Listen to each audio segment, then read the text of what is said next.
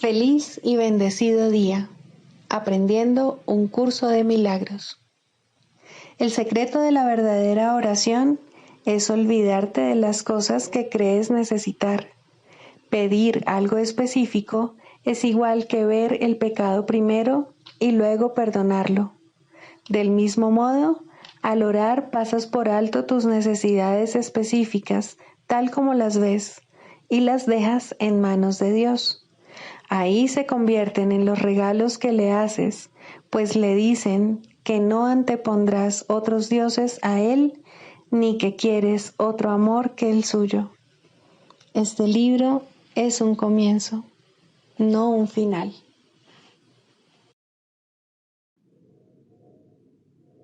Del prefacio, que postula, párrafo 8. Las relaciones especiales que se establecen en el mundo son destructivas, egoístas e infantilmente egocéntricas. Mas, si se le entregan al Espíritu Santo, pueden convertirse en lo más sagrado de la tierra, en los milagros que señalan el camino de retorno al cielo. El mundo utiliza las relaciones especiales como el último recurso en favor de la exclusión y como una prueba de la realidad de la separación. El Espíritu Santo las transforma en perfectas lecciones de perdón y las utiliza como un medio para despertarnos del sueño. Cada una representa una oportunidad de sanar nuestras percepciones y de corregir nuestros errores. Cada una es una nueva oportunidad de perdonarnos a nosotros mismos, perdonando a otros. Y cada una viene a ser una invitación más al Espíritu Santo y al recuerdo de Dios. Introducción. Este es un curso de milagros, es un curso obligatorio. Solo el momento en que decides tomarlo es voluntario. Tener libre albedrío no quiere decir que tú mismo puedas establecer el plan de estudios. Significa únicamente que puedes elegir lo que quieres aprender en cualquier momento dado. Este curso no pretende enseñar el significado del amor, pues eso está más allá de lo que se puede enseñar. Pretende, no obstante, despejar los obstáculos que impiden experimentar la presencia del amor, el cual es tu herencia natural. Lo opuesto al amor es el miedo, pero aquello que todo lo abarca no puede tener opuestos. Este curso puede, por lo tanto, resumirse muy simplemente de la siguiente manera. Nada real puede ser amenazado. Nada irreal existe. En esto radica la paz de Dios. Capítulo 1. El significado de los milagros. Primero, principios de los milagros. Principio 9. Los milagros son una especie de intercambio. Como toda expresión de amor, que en el auténtico sentido de la palabra es siempre milagrosa, dicho intercambio invierte las leyes físicas. Brindan más amor tanto al que da como al que recibe. La restitución de la justicia al amor. El Espíritu Santo puede usar todo lo que le ofreces para tu salvación, pero no puede usar lo que te niegas a darle, ya que no puede quitártelo sin tu consentimiento, pues si lo hiciera, creerías que te lo arrebató en contra de tu voluntad, y así no aprenderías que tu voluntad es no tenerlo.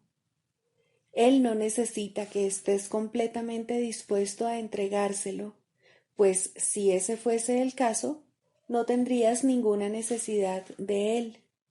Pero sí necesita que prefieras que él lo tome a que tú te lo quedes solo para ti, y que reconozcas que no sabes qué es lo que no supone una pérdida para nadie. Eso es lo único que se tiene que añadir a la idea de que nadie tiene que perder para que tú ganes. Nada más. He aquí el único principio que la salvación requiere. No es necesario que tu fe en Él sea firme e inquebrantable, ni que esté libre del ataque de todas las creencias que se oponen a Él. No tienes una lealtad fija, pero recuerda que los que ya se han salvado no tienen necesidad de salvación.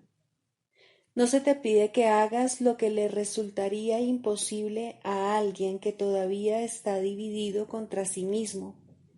No esperes poder encontrar sabiduría en semejante estado mental, pero siéntete agradecido de que lo único que se te pide es que tengas un poco de fe. ¿Qué les puede quedar a los que todavía creen en el pecado sino un poco de fe? ¿Qué podrían saber del cielo y de la justicia de los que se han salvado? Existe una clase de justicia en la salvación de la que el mundo no sabe nada. Para el mundo, la justicia y la venganza son lo mismo, pues los pecadores ven la justicia únicamente como el castigo que merecen, por el que tal vez otro debe pagar, pero del que no es posible escapar. Las leyes del pecado exigen una víctima. ¿Quién ha de ser esa víctima? Es irrelevante, pero el costo no puede ser otro que la muerte y tiene que pagarse. Esto no es justicia, sino demencia. Sin embargo, allí donde el amor significa odio y la muerte se ve como la victoria y el triunfo sobre la eternidad, la intemporalidad y la vida, ¿cómo se podría definir la justicia sin que la demencia formase parte de ella? Tú que no sabes lo que es la justicia, puedes todavía inquirir lo que es y así aprenderlo. La justicia contempla a todos de la misma manera. No es justo que a alguien le falte lo que otro tiene, pues eso es venganza, sea cual sea la forma que adopte. La justicia no exige ningún sacrificio, pues todo sacrificio se hace a fin de perpetuar y conservar el pecado. El sacrificio es el pago que se ofrece por el costo del pecado, pero no es el costo total.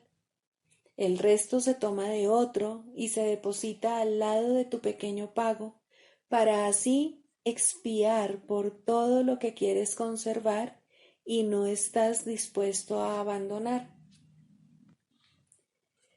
De esta manera consideras que tú eres en parte la víctima, pero que alguien más lo es en mayor medida.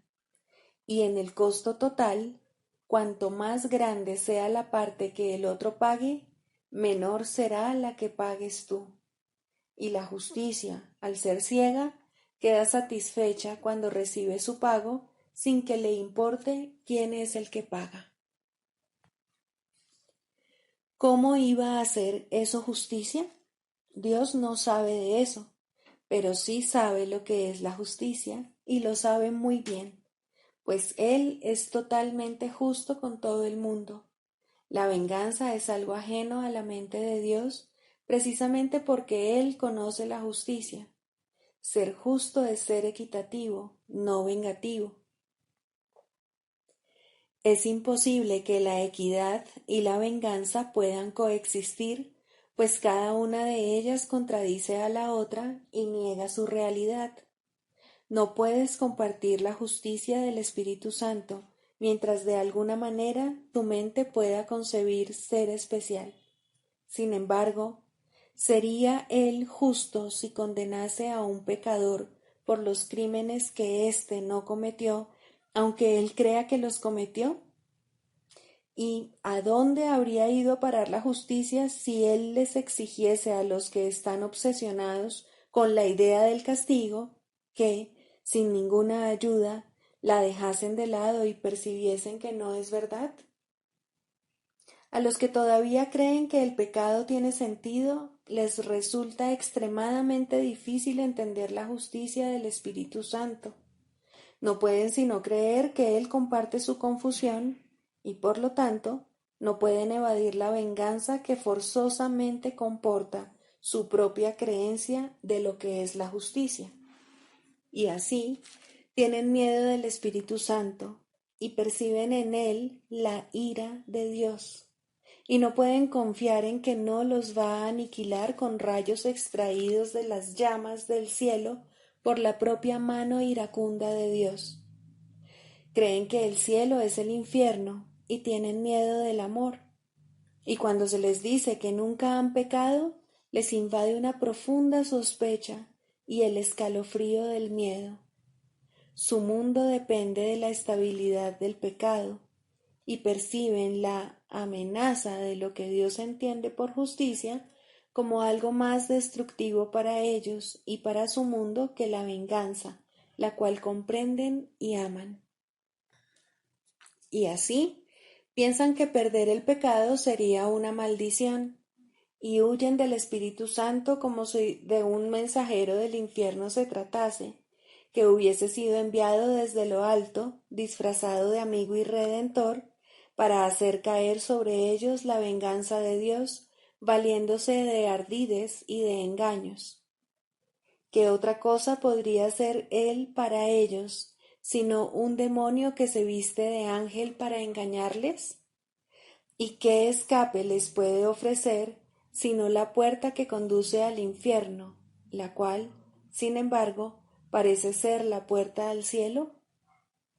La justicia, no obstante, no puede castigar a aquellos que, aunque claman por castigo, tienen un juez que sabe que en realidad son completamente inocentes. La justicia le obliga a liberarlos y a darles todo el honor que merecen y que se han negado a sí mismos al no ser justos y no poder entender que son inocentes.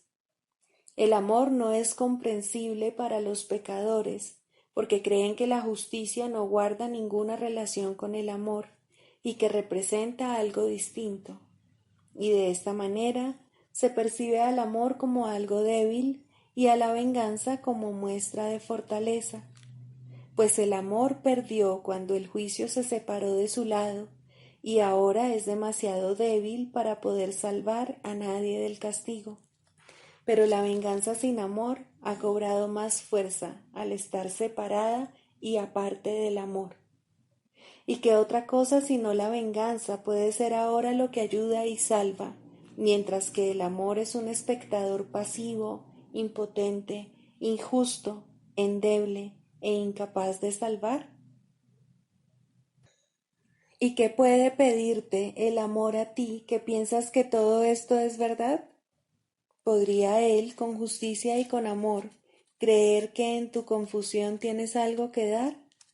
No se te pide que tengas mucha confianza en él, sino la misma que ves que él te ofrece y que reconoces que no podrías tener en ti mismo.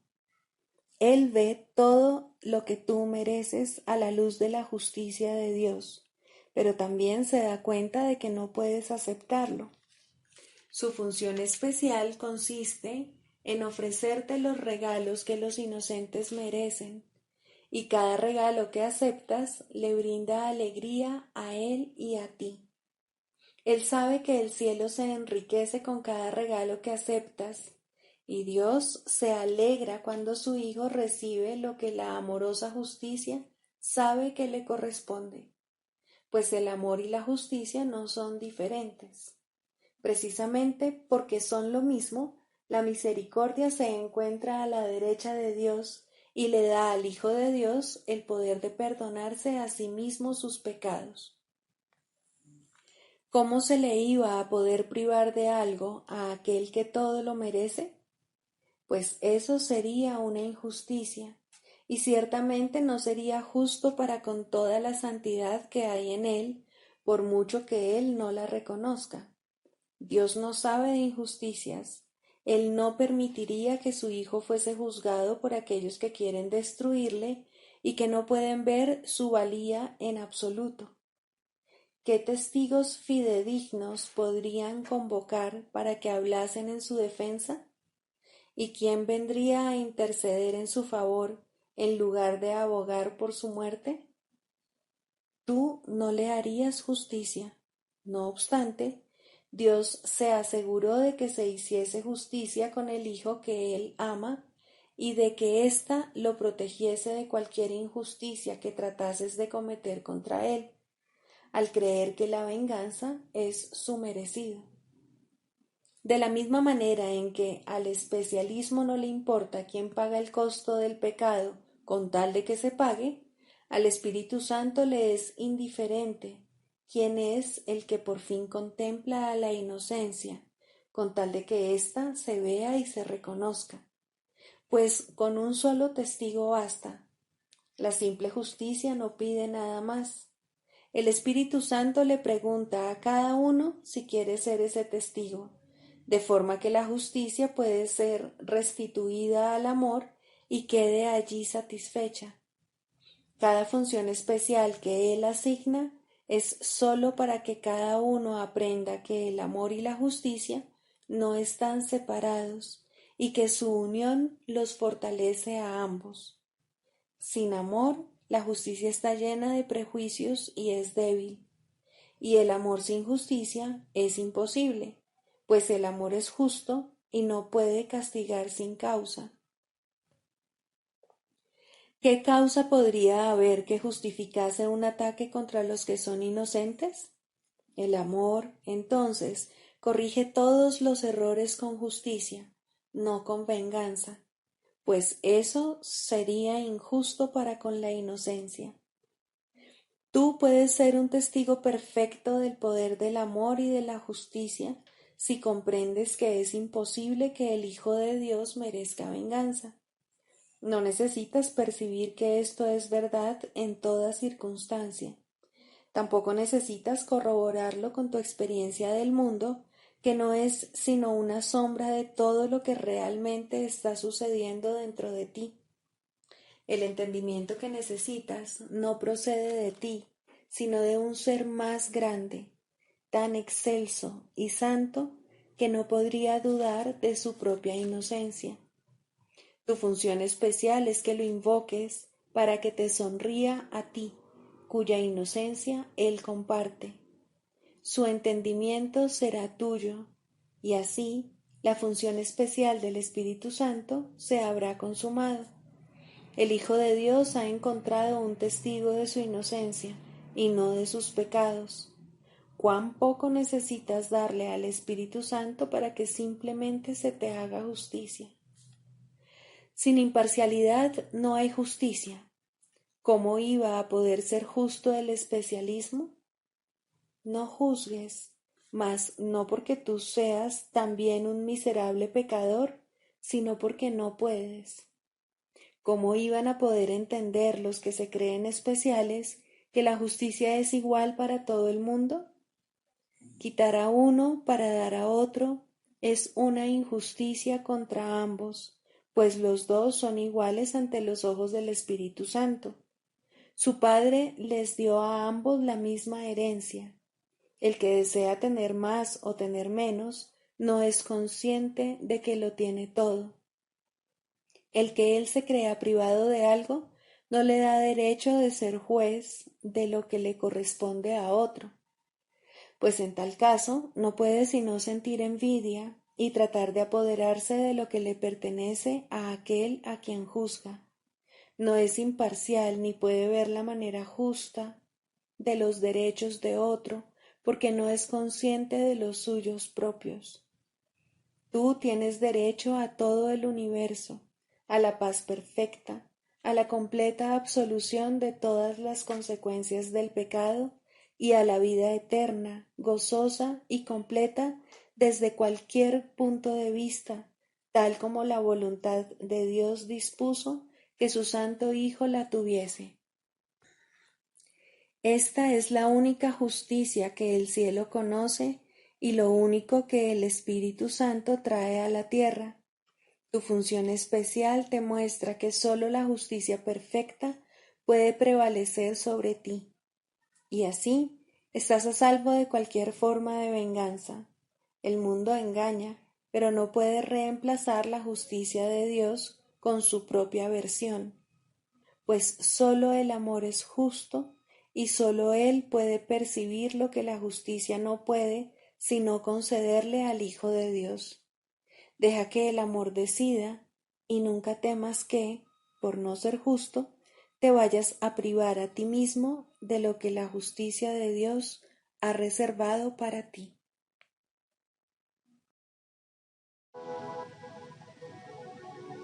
Libro de Ejercicios, lección 71. Solo el plan de Dios para la salvación tendrá éxito. Tal vez aún no te hayas percatado de que el ego ha urdido un plan para la salvación que se opone al de Dios. Ese es el plan en el que crees. Dado que es lo opuesto al de Dios, crees también que aceptar el plan de Dios en lugar del ego es condenarte. Esto, desde luego, parece absurdo. Sin embargo, una vez que hayamos examinado en qué consiste el plan del ego, quizá te des cuenta de que, por muy absurdo que parezca, es ciertamente lo que crees. El plan del ego para la salvación se basa en abrigar resentimientos. Mantiene que si tal persona actuara o hablara de otra manera, o si tal o cual acontecimiento o circunstancia externa cambiase, tú te salvarías. De este modo, la fuente de la salvación se percibe constantemente como algo externo a ti. Cada resentimiento que abrigas es una declaración y una aseveración en la que crees, que reza así: si esto fuese diferente, yo me salvaría. El cambio de mentalidad necesario para la salvación, por lo tanto, se lo exiges a todo el mundo y a todas las cosas, excepto a ti mismo. El papel de tu mente en este plan consiste, pues, en determinar qué es lo que tiene que cambiar, a excepción de ella misma, para que tú te puedas salvar. De acuerdo con este plan de mente, cualquier cosa que se perciba como una fuente de salvación es aceptable siempre y cuando no sea eficaz. Esto garantiza que la infructuosa búsqueda continúe, pues se mantiene viva la ilusión de que, si bien esta posibilidad siempre ha fallado, aún hay motivo para pensar que podemos hallar lo que buscamos en otra parte y en otras cosas. Puede que otra persona nos resulte mejor, otra situación tal vez nos brinde el éxito. Tal es el plan del ego para la salvación. Seguramente habrás notado que está completamente de acuerdo con la doctrina básica del ego que reza: busca pero no halles. Pues, ¿qué mejor garantía puede haber de que no hallarás la salvación que canalizar todos tus esfuerzos buscándola donde no está? El plan de Dios para la salvación es eficaz sencillamente porque bajo su dirección buscas la salvación allí donde ésta se encuentra. Pero si has de tener éxito, como Dios promete que lo has de tener, tienes que estar dispuesto a buscarla solo allí. De lo contrario, tu propósito estará dividido e intentarás seguir dos planes de salvación que son diametralmente opuestos en todo. El resultado no podrá ser otro que confusión, infelicidad, así como una profunda sensación de fracaso y desesperación. ¿Cómo puedes librarte de todo esto? Muy fácilmente. La idea de hoy es la respuesta. Solo el plan de Dios para la salvación tendrá éxito. En esto no puede haber realmente ningún conflicto, porque no existe ninguna alternativa al plan de Dios que te pueda salvar. El suyo es el único plan cuyo desenlace es indudable. El suyo es el único plan que tendrá éxito. Que nuestra práctica de hoy consista en reconocer esta certeza y regocijémonos de que haya una respuesta para lo que parece ser un conflicto sin solución. Para Dios todo es posible. Alcanzarás la salvación por razón de su plan, el cual no puede fallar. Comienza hoy tus 2 sesiones de práctica más largas pensando en la idea de hoy y observando que consta de 2 partes, las cuales contribuyen en igual medida al todo. El plan de Dios para tu salvación tendrá éxito, pero otros planes no. No permitas que la segunda parte te cause depresión o enfado, pues esa parte es inherente a la primera, y la primera te releva totalmente de todos tus intentos descabellados y de todos tus planes dementes para liberarte a ti mismo. Todos ellos te han llevado a la depresión y a la ira, pero el plan de Dios triunfará. Su plan te conducirá a la liberación y a la dicha. Teniendo esto presente, dediquemos el resto de las sesiones de práctica más largas a pedirle a Dios que nos revele su plan. Preguntémosle muy concretamente: ¿qué quieres que haga? ¿A dónde quieres que vaya? ¿Qué quieres que diga? ¿Y a quién? Deja que Él se haga cargo del resto de la sesión de práctica y que te indique qué es lo que tienes que hacer en su plan para tu salvación. Él responderá en la misma medida en que tú estés dispuesto a oír su voz.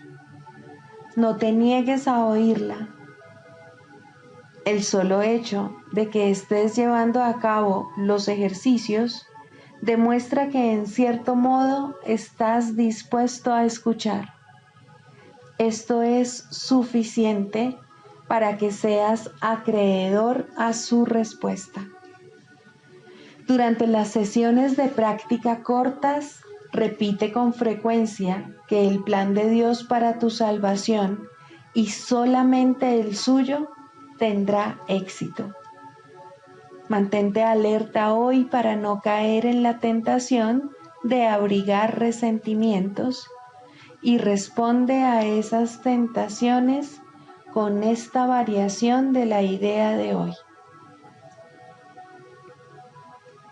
Abrigar resentimientos es lo opuesto al plan de Dios para la salvación.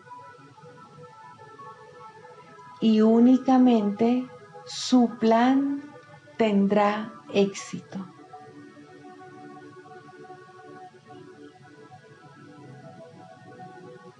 Trata de recordar la idea de hoy unas 6 o 7 veces por hora.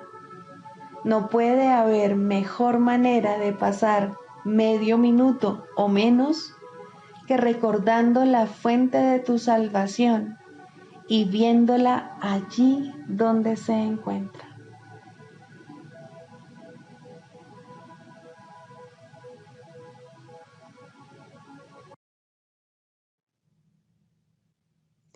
Del Manual para el Maestro, pregunta 4. ¿Cuáles son las características de los maestros de Dios? 2. Honestidad. Todas las demás características de los maestros de Dios se basan en la confianza. Una vez que ésta se ha alcanzado, las otras se suceden naturalmente. Solo los que tienen confianza pueden permitirse ser honestos, pues solo ellos pueden ver el valor de la honestidad. La honestidad no se limita únicamente a lo que dices.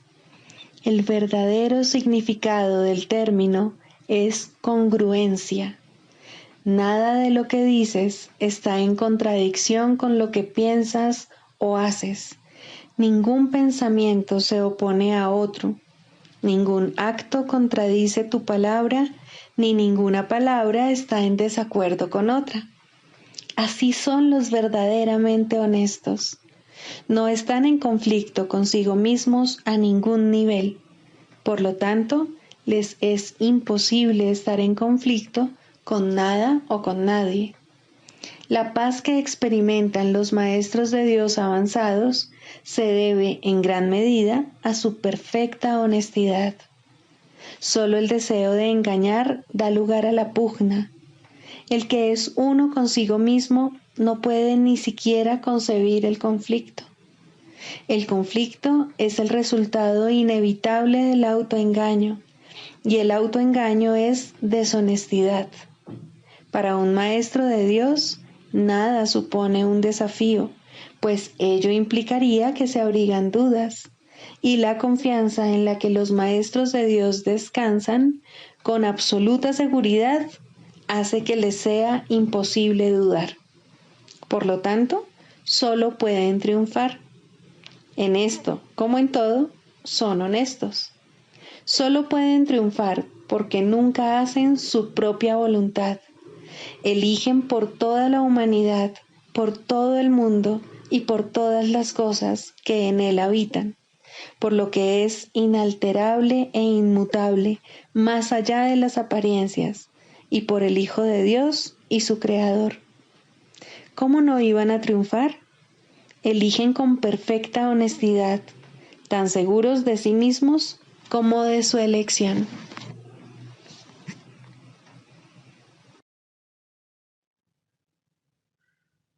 Manual para el Maestro, pregunta 12. ¿Cuántos maestros de Dios se necesitan para salvar el mundo? La respuesta a esta pregunta es uno solo. Un maestro absolutamente perfecto que haya completado su aprendizaje es suficiente. Este maestro santificado y redimido se convierte en el ser que es el Hijo de Dios, quien siempre fue únicamente espíritu, ya no se ve a sí mismo como un cuerpo, y ni siquiera como que se halla dentro de un cuerpo. Por lo tanto, es ilimitado, y al no tener límites, sus pensamientos están unidos eternamente a los de Dios. La percepción que tiene de sí mismo está basada en el juicio de Dios, no en el suyo propio. De esta manera comparte la voluntad de Dios y lleva sus pensamientos a las mentes que todavía están engañadas. Es eternamente uno porque es tal como Dios lo creó. Ha aceptado a Cristo y se ha salvado. De esta forma, el Hijo del Hombre se vuelve el Hijo de Dios. Esto no es realmente un cambio, es más bien un cambio de mentalidad. Nada externo cambia, pero todo lo interno refleja ahora únicamente el amor de Dios. Ya no hay que temer a Dios, pues la mente no ve ninguna razón para el castigo. Los maestros de Dios aparentan ser muchos, pues eso es lo que necesita el mundo. Mas al estar unidos en un solo propósito, el cual comparten con Dios, ¿cómo podría haber separación entre ellos? ¿Qué importa entonces si se presentan de muchas maneras? Sus mentes son una, y así su unión es total. Y Dios opera ahora a través de ellos cual uno solo, pues eso es lo que son. ¿Por qué es necesaria la ilusión de que hay muchos? Únicamente porque para los ilusos la realidad no es comprensible. Son muy pocos los que pueden oír la voz de Dios, y ni siquiera estos pueden comunicar sus mensajes directamente por medio del Espíritu que se los dio. Necesitan un medio a través del cual puedan comunicarse con aquellos que no se dan cuenta de que son espíritus. Un cuerpo que éstos puedan ver, una voz que comprendan y escuchen sin el temor que la verdad suscitaría en ellos. No olvides que la verdad solo puede llegar allí donde se le da la bienvenida sin temor. Por eso es por lo que los maestros de Dios necesitan un cuerpo, pues de otra manera su unidad no se podría reconocer directamente. Lo que convierte a los maestros de Dios en maestros es su reconocimiento del verdadero propósito del cuerpo. A medida que avanzan en su profesión, se afianzan más y más en la certeza de que la función del cuerpo no es otra que la de permitir que la voz de Dios hable a través de ellos a otros oídos humanos. Estos oídos llevarán a la mente del oyente mensajes que no son de este mundo, y la mente entenderá debido a su origen. Como resultado de este entendimiento, este nuevo Maestro de Dios reconocerá cuál es el verdadero propósito del cuerpo, la única utilidad que realmente tiene. Esta lección basta para dejar que entre el pensamiento de unidad, y lo que es uno se reconoce como uno. Los maestros de Dios parecen compartir la ilusión de la separación, pero por razón del uso que hacen del cuerpo, no creen en la ilusión a pesar de las apariencias. La lección fundamental es siempre esta: el cuerpo se convertirá para ti en aquello para lo que lo uses. Úsalo para pecar o para atacar, que es lo mismo, y lo verás como algo pecaminoso. Al ser algo pecaminoso es débil, y al ser débil sufre y muere. Úsalo para llevar la palabra de Dios a aquellos que no la han oído, y el cuerpo se vuelve santo.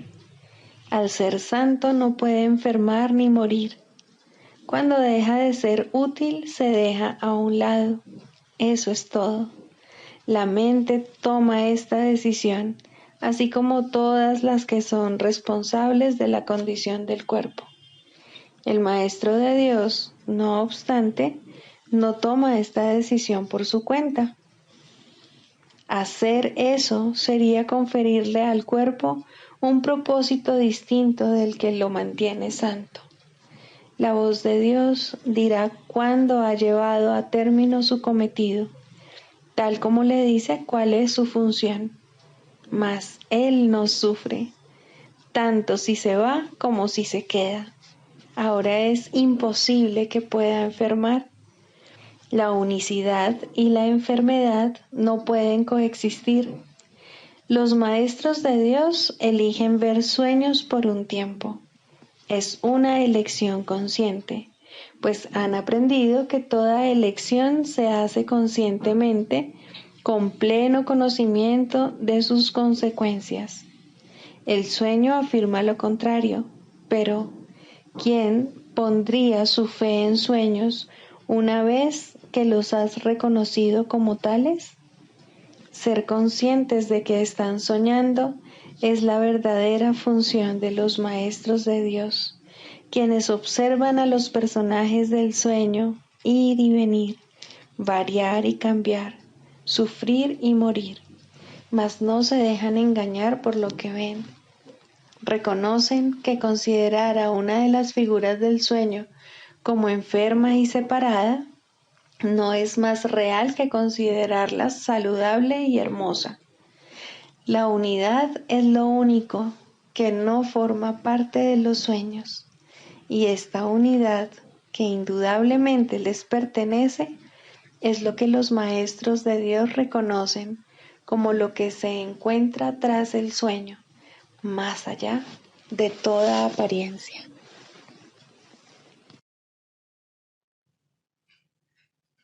Clarificación de términos. El ego, el milagro. Las ilusiones no perdurarán. Su final es indudable y eso es lo único que es seguro en su mundo. Por eso es por lo que es el mundo del ego. ¿Qué es el ego? El ego no es más que un sueño de lo que en realidad eres, un pensamiento de que estás separado de tu creador y un deseo de ser lo que él no creó. El ego es un producto de la locura, no de la realidad. Es tan solo un nombre para lo innombrable, un símbolo de lo imposible, una elección de opciones que no existen. Le damos un nombre solo para que nos ayude a entender que no es más que un pensamiento ancestral según el cual aquello que se ha inventado es inmortal. Mas, ¿qué podría proceder de ello excepto un sueño que, al igual que todos los demás sueños, tan solo puede terminar en la muerte? ¿Qué es el ego? El ego no es nada, pero se manifiesta de tal forma que parece ser algo. En un mundo de formas no se puede negar al ego, pues solo él parece real. Mas, ¿podría el Hijo de Dios, tal como su Padre lo creó, morar en una forma o en un mundo de formas? Si alguien te pide que definas al ego y expliques cómo se originó, es porque cree que el ego es real e intenta, por definición, asegurarse de que su naturaleza ilusiva quede oculta tras las palabras que parecen otorgarle realidad. Ninguna definición que se haya hecho de una mentira puede hacer que ésta sea verdad, ni tampoco puede haber una verdad que las mentiras puedan realmente ocultar. La irrealidad del ego no se niega con palabras, ni su significado se vuelve claro por el hecho de que su naturaleza parezca tener una forma. ¿Quién puede definir lo indefinible? Sin embargo, incluso para esto hay una respuesta. No podemos formular realmente una definición de lo que es el ego, pero sí podemos decir lo que no es. Y esto lo podemos ver con perfecta claridad. Basándonos en eso, podemos deducir lo que es. Observa su opuesto y verás la única respuesta que tiene sentido. A lo opuesto al ego, desde cualquier punto de vista, origen, efectos y consecuencias, le llamamos milagro. En él encontramos todo lo que no tiene que ver con el ego en este mundo. El milagro es lo opuesto al ego, y solo en él podemos observar lo que era el ego, pues en él vemos lo que éste aparentemente hacía, y la causa y sus efectos no pueden sino seguir siendo una misma cosa. Donde antes había obscuridad, ahora veremos luz. ¿Qué es el ego? Lo que antes era la obscuridad. ¿Dónde está el ego? Donde antes estaba la oscuridad. ¿Qué es ahora y dónde puede encontrársele? No es nada y no se le puede encontrar en ninguna parte. Ahora la luz ha llegado y su opuesto se ha ido sin dejar ni rastro. Donde antes había maldad, ahora hay santidad. ¿Qué es el ego? Lo que antes era maldad. ¿Dónde está el ego? En una pesadilla que solo parecía ser real mientras la estabas soñando. Donde antes había crucifixión, ahora está el Hijo de Dios. ¿Qué es el ego? ¿Quién tiene necesidad de preguntar? ¿Dónde está el ego? ¿Quién necesita ir en busca de ilusiones ahora que los sueños han desaparecido? ¿Qué es un milagro? Un milagro es un sueño también, pero si observas todos los aspectos de ese sueño, jamás volverás a dudar. Observa el bondadoso mundo que se extiende ante ti mientras caminas envuelto en mansedumbre. Observa a los ayudantes que encuentras a lo largo del camino que recorres felices ante la certeza del cielo y la garantía de paz. Y observa también, por un instante, lo que por fin dejaste atrás y finalmente pasaste de largo. Esto es lo que era el ego, el odio cruel, la necesidad de venganza y los gritos de dolor, el miedo a la muerte y el deseo de matar, la ilusión de no tener hermanos y el yo que parecía estar solo en el universo. El milagro corrige este terrible error con respecto a ti mismo, con la misma dulzura con la que una madre amorosa adormece con su canto a su criatura. ¿No preferirías escuchar un canto así? ¿No contestaría ese canto todo lo que pensabas preguntar, haciendo incluso que la pregunta dejase de tener sentido? Tus preguntas no tienen respuesta, ya que han sido planteadas para acallar la voz de Dios, la cual nos hace a todos una sola pregunta. ¿Estás listo ya para ayudarme a salvar el mundo? Pregunta esto en vez de preguntar qué es el ego, y verás un súbito resplandor envolver al mundo que el ego fabricó. Ahora no se le niega a nadie ningún milagro. El mundo se ha salvado de todo lo que tú pensabas que era, y lo que es ha sido siempre absolutamente puro y jamás ha sido condenado. El milagro perdona, el ego condena. No se necesita ninguna otra definición para ninguno de ellos excepto esta.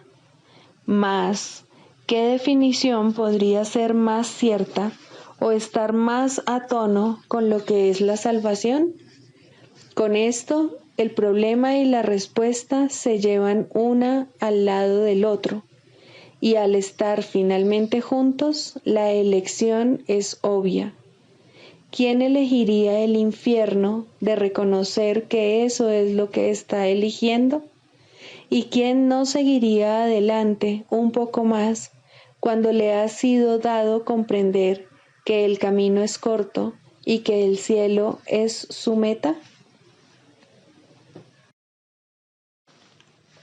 Quinto, el proceso de la sanación. Aunque la verdad es simple, de todas maneras se le tiene que enseñar a aquellos que ya han perdido su camino en interminables laberintos de complejidad. Esta es la gran ilusión. En su estela viene la inevitable creencia de que, para estar seguro, uno debe controlar lo desconocido. Esta extraña creencia se basa en ciertos pasos que nunca llegan a la conciencia. Primero, se introduce a través de la creencia de que hay fuerzas que deben vencerse para poder estar vivo. Y luego, parece como si estas fuerzas pudiesen mantenerse a raya únicamente mediante un inflado sentido del yo, que mantiene en la oscuridad lo que en realidad se siente y busca elevar las ilusiones a la luz. Recordemos que los que vienen a nosotros en busca de ayuda están severamente atemorizados. Lo que creen que ayudará solo puede hacer daño. Lo que creen que les hará daño es lo único que puede ayudar. El progreso se vuelve imposible hasta que el paciente es persuadido de invertir su torcida manera de ver el mundo, su torcida manera de verse a sí mismo. La verdad es simple, pero tiene que enseñarse a aquellos que creen que los pondrá en peligro.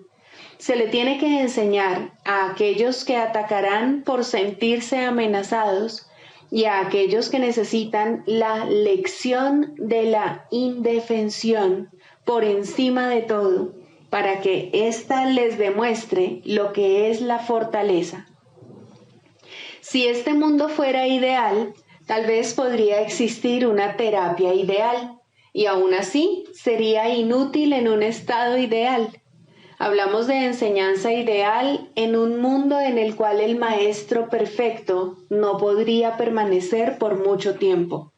El perfecto psicoterapeuta es solo un destello de un pensamiento aún no concebido, pero de todas maneras hablamos de lo que puede hacerse todavía para ayudar a los locos dentro de los límites de lo realizable. Mientras estén enfermos, pueden y deben ser ayudados. Nada más que eso se le pide a la psicoterapia. Nada menos que todo lo que tiene para dar es digno del terapeuta, pues Dios mismo le ofrece a su hermano como su Salvador del mundo.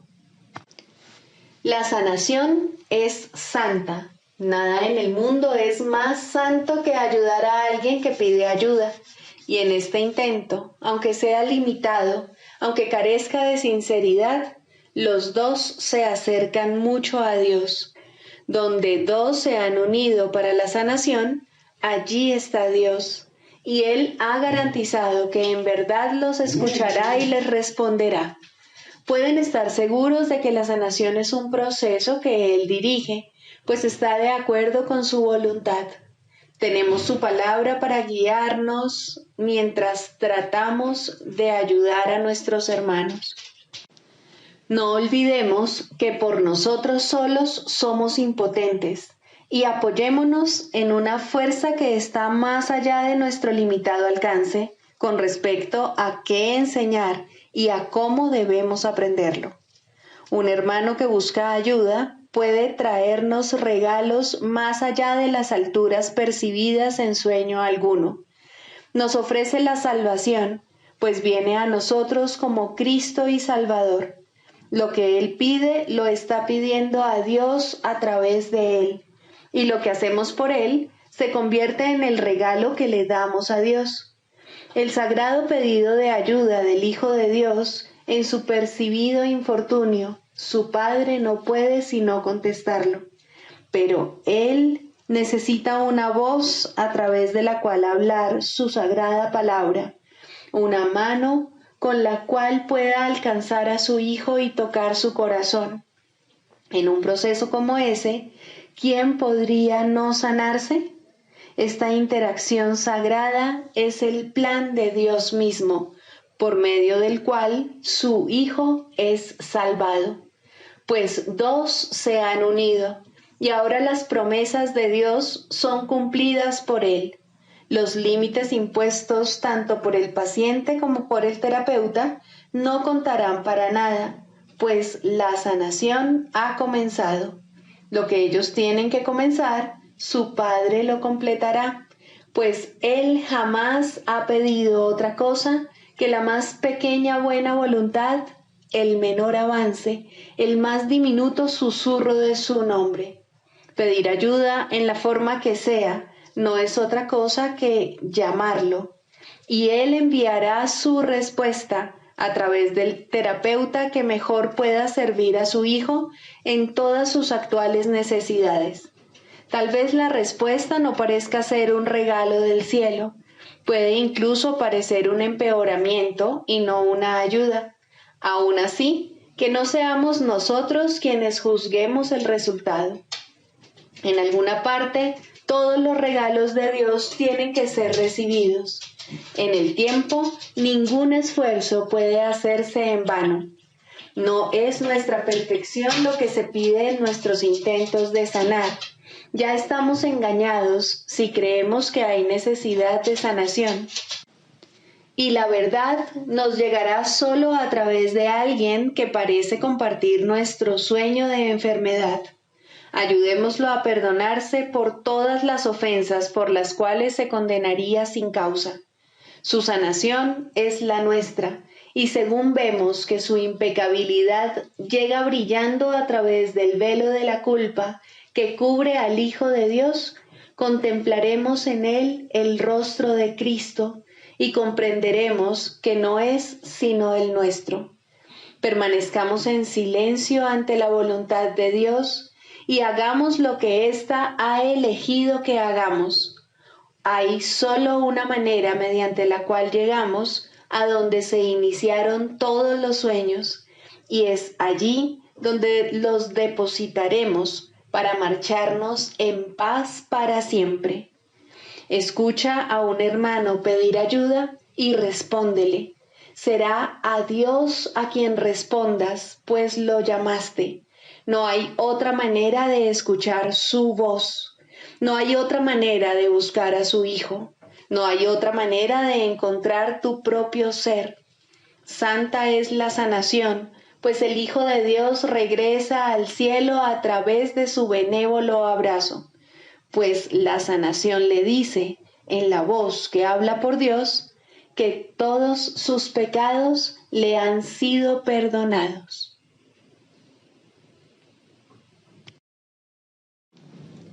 El canto de la oración, tercero, el perdón para salvar. El perdón para salvar tiene una forma y solo una.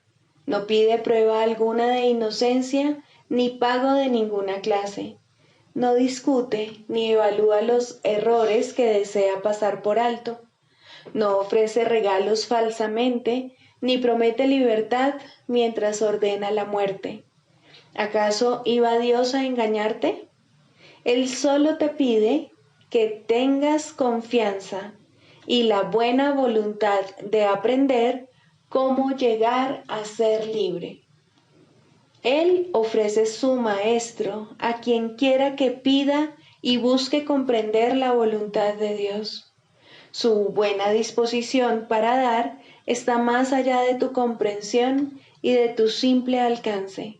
No obstante, Él ha dispuesto que aprendas el camino que te lleva a Él, y lo que Él dispone goza de certeza. Criatura de Dios, los regalos de Dios son tuyos, no por razón de tus planes, sino por su santa voluntad. Su voz te enseñará lo que es el perdón y cómo concederlo tal como Él dispone se debe hacer. Por lo tanto, no busques comprender lo que todavía está más allá de tu alcance, sino más bien deja que ello sea la forma de conducirte allí donde los ojos de Cristo se convierten en la manera de ver que eliges. Abandona todo lo demás, pues no hay nada más. Cuando alguien te pida ayuda, de la clase que sea, Él es quien contestará por ti. Solo tienes que hacerte a un lado y no interferir. El perdón para salvar es su tarea y es Él quien responderá por ti. No determines la forma que debe adoptar el perdón de Cristo.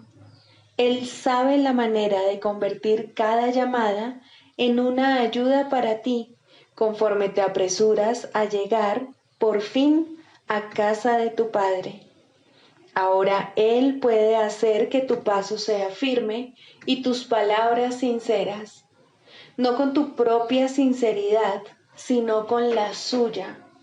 Deja que Él se haga cargo de cómo vas a perdonar, y así cada ocasión será para ti un paso más en dirección al cielo y a la paz. ¿No estás cansado del cautiverio? Dios no eligió esta amarga senda para ti. Lo que has elegido todavía puede deshacerse, pues la oración es misericordiosa y Dios es justo. La suya es una justicia que Él puede entender, pero tú aún no puedes. De todos modos, Él te dará los medios para que aprendas de Él y llegues por fin a entender que la condenación no es real y que fabrica ilusiones en su propio malvado nombre.